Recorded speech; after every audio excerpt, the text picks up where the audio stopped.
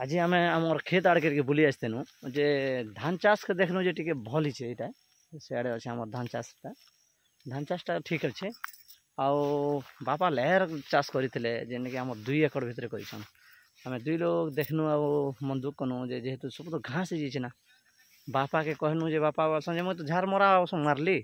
हे तो नहीं मोला मुझे क्या करबी बोले आम भी दुखी हेनु एते देखनु आर बापा भी आसन आमर सियाड़े के बापा के भी देखा भी सियाड़े बापा ठिया उठीछन हटा लाल ला गोटे पिंधिक अच्छा बापा सियाड़े हेले चाषटा आमर बहुत तो पोर हो जाए तो बहुत दुखी अच्छे एथिरे भी चाषी बहुत दुख करसी हेतिर लगी भी लोग नहीं आत्महत्या कर देसन ना सब भल अच्छे आमर चाष धान चाष ठीक अच्छे सेमी चाष भी अच्छे से आमर बेड हिरे हिरे कर सेमी भी चाष कर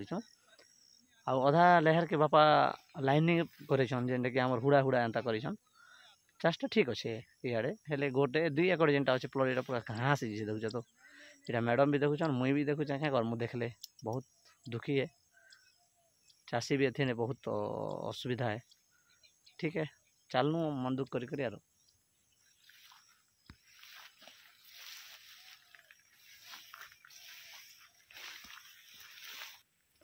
ये आमर धान डोली है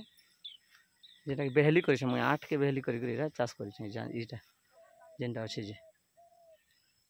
ये देखुं भाई मैंने